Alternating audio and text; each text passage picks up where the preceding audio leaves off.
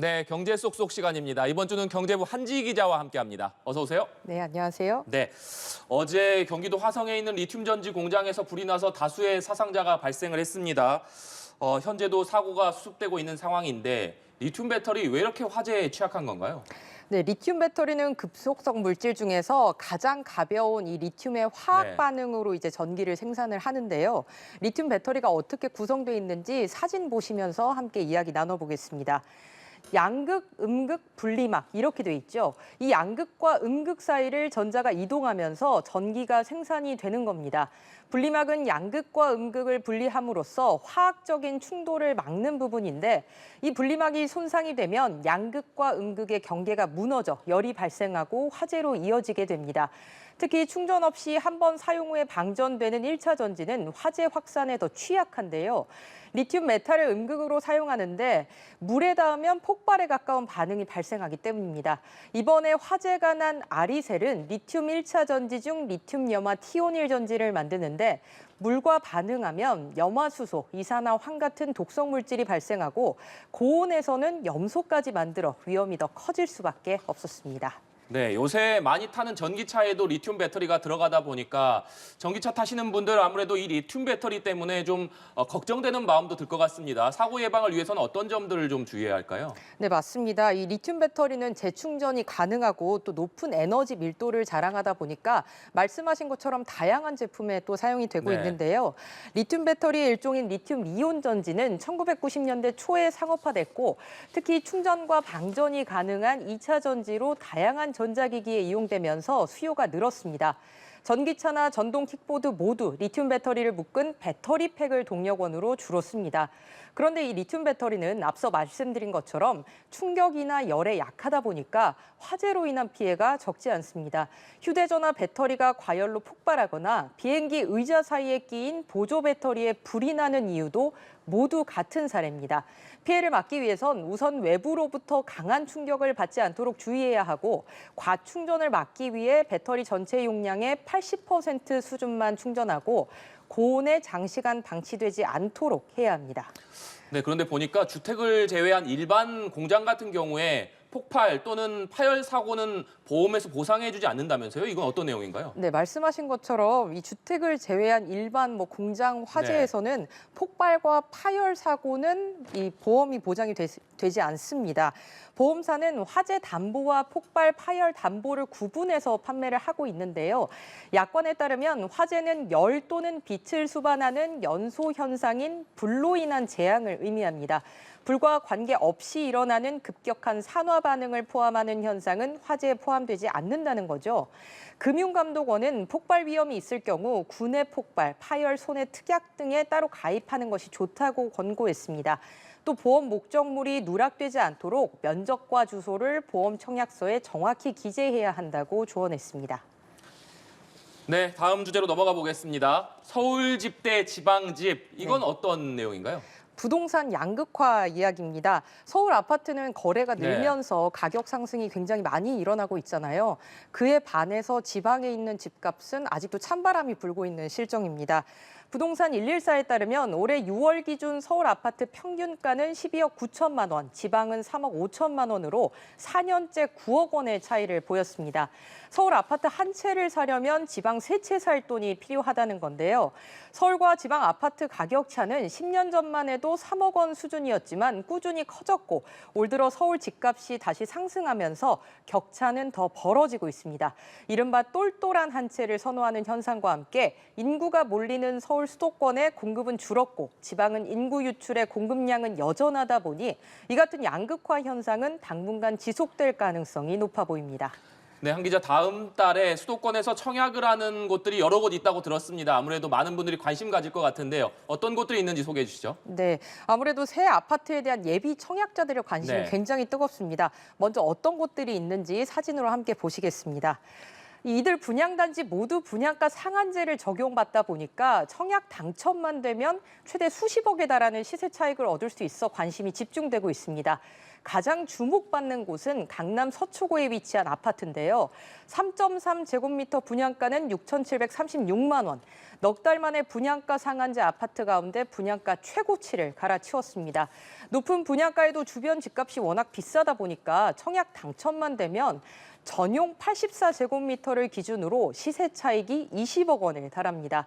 가뜩이나 원자재값, 인건비 등 건설 원가 상승 영향으로 분양가가 치솟고 있는 가운데 이른바 로또 아파트를 잡기 위한 청약 경쟁은 더 치열해질 것으로 보입니다. 네, 다음 주제로 넘어가 보겠습니다. 네. 한지희 기자도 지금 육아를 하고 있다 보니까 육아템이라고 하죠. 육아용품에 관심이 많을 것 같은데 어떤 소식인가요? 네, 그렇습니다. 아무래도 저도 예쁜 옷 같은 게 보이면 많이 사주고 싶어요. 이게 엄마라면 다 똑같은 마음이지 않을까 싶은데 지금 이 사진 속에 있는 유모차가 최근 맘카페에서 굉장히 화제를 모았습니다. 네. 보신 적 있으신가요? 유모차는 저는 다 비슷비슷해 보이는데 이 유모차는 처음 보는 것 같은데요? 네, 이게 맘카페에서 화제가 된 송중기 유모차인데요. 이 배우 송중기 씨가 서울 용산구 한남동에서 유모차를 끄는 모습이 포착되면서 맘카페를 중심으로 해당 제품이 큰 관심을 끌었습니다. 통상 비슷한 구성의 유모차가 종류에 따라 수십만 원에서 100만 원 수준인 것과 비교하면 비싼 가격이었는데요. 독일 프리미엄 유모차 모델로 가격은 250만 원 정도였습니다. 맘카페에서는 튼튼하고 안정감이 좋은 제품이라고 알려지기도 했는데요. 이 유모차가 주목을 받으면서 덩달아 카시트도 인기를 끌었는데 일부 모델의 경우에는 지난 3월에 물량이 동나면서 제조업체가 추가 물량을 확보하고 수요 대응에 나섰습니다. 네. 200만 원이 넘는 가격이니까 유모차 치고는 상당히 비싼 가격인데 그렇죠. 이런 좀 고급 제품들이 인기를 끌기 때문인지 출산율은 떨어지고 있는데 육아용품 시장은 오히려 커지고 있다면서요? 네, 그렇습니다. 말씀하신 것처럼 우리나라 출산율은 이 브레이크 없는 내리막을 걷고 있다 이렇게 표현해도 과언이 아닌데요. 2월에 이어서 3월 출생아 수가 2만 명대 밑으로 떨어지면서 1분기 합계 출산율이 처음으로 0.7명대로 떨어졌습니다. 1년 중 출산율이 가장 높다는 1분기에 역대 최저를 기록하면서 올해 연간 합계 출산율 0.6명대 진입이 현실화할 가능성도 커졌습니다. 이렇게 아이를 낳는 사람들은 줄어드는데 신기하게도 육아용품 시장은 커지고 있습니다. 한 명만 낳아서 왕자님, 공주님처럼 잘 키우자는 골드키즈 문화, 그리고 요즘 주변에 아이를 찾아보기가 힘들다 보니까 친척부터 친구까지 10명이 한 아이를 위한 소비에 집중하는 텐포켓 열풍이 불면서 영향을 준 것으로 보입니다. 시장 조사회사 유로모니터에 따르면 지난해 국내 유아동복 시장은 2조 4,490억 원을 기록했는데요. 2020년과 비교하면 33% 늘었습니다. 저출산 위기 고조에도 아이에게 쓰는 지출 증가율은 아동인구 감소율을 상회했는데 부모가 이른바 명품, 프리미엄 브랜드를 선호하는 현상과도 무관치 않아 보입니다. 네, 다음 소식으로 넘어가 보겠습니다.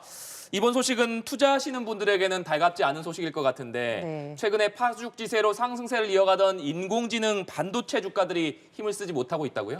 네, 그렇습니다. 지난주까지만 하더라도 이 인공지능 관련 주가들이 굉장히 사상 최고치를 막 기록하면서 나스닥도 연일 최고점을 찍었잖아요. 근데 그 중심에는 이 인공지능 칩을 만드는 엔비디아가 있었습니다. 5년간 30배 이상 올랐는데 제 주변에서도 너 엔비디아 안 샀어? 이런 푸념 섞인 말들이 오가곤 했어요. 그만큼 투자자들의 관심은 온통 이 엔비디아에 집중이 됐었습니다. 그런데 이 엔비디아 주가 6.6%나 급락했습니다. 지난주 장중 사상 최고치 대비로는 17% 가까이 떨어진 건데요. 액면 분할이 이뤄지고 글로벌 시총 1위에 오르자 차익 실현 매물들이 나오면서 숨고르기에 들어갔다는 분석이 나옵니다.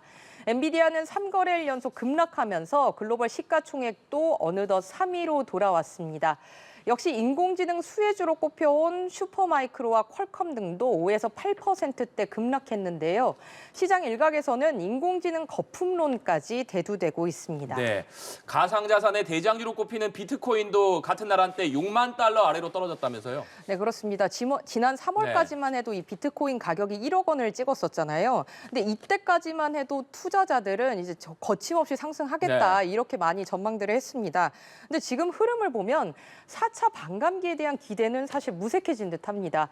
미 가상자산 거래소 코인베이스에 따르면 미 동부 시간 기준 오후 2시 22분 비트코인 한 개당 가격은 하루 전보다 6% 넘게 급락한 6만 달러 선에 거래됐습니다.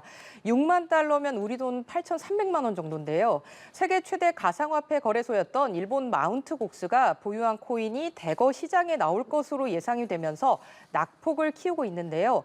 다음 달 14만 개 이상의 비트코인이 시장에 출시될 것이라는 우려로 인해서 가격이 떨어지고 있는 것으로 보입니다. 비트코인은 5월 미국 소비자 물가지수 상승률이 둔화됐다는 소식이 나온 지난 12일만 하더라도 7만 달러 선에 거래가 됐었습니다. 하지만 같은 날 미 연방준비제도가 FOMC를 열고 금리를 동결하면서 비트코인 가격은 하락세로 돌아섰고 연준이 올해 말까지 한 차례 기준금리 인하를 시사하면서 이후 하락세는 지속되고 있습니다. 가격 변동성이 높은 만큼 투자에도 유의하셔야겠습니다. 네, 다음 주제로 넘어가 보겠습니다. 탕후루 사진이네요. 저희 애들도 탕후루 보기만 하면 좀 사달라 이렇게 보채는 편인데 어떤 내용인가요? 네, 그렇습니다. 설탕 코팅을 입힌 이 과일 꼬지 디저트 탕후루를 내용으로 만든 춤이 SNS에서 많이 유행을 하고 있어요. 그래서 양손을 이렇게 총 쏘면서 하는 탕탕후루후루 아마 앵커께서도 들어보셨을 겁니다. 근데 이런 유행에도 불구하고 정작 이 탕후루의 기세는 한풀 꺾이고 있습니다. 행정안전부 통계를 봤더니 이달 들어서 지난 17일까지 폐업한 탕후루 가게는 모두 34곳으로 나타났습니다. 하루 평균 2개꼴로 폐업한 셈인데요. 전국 탕후루 가게는 이달 초만 해도 1,500곳이 넘었지만 지난 17일 기준 1,490곳으로 줄었습니다. 네.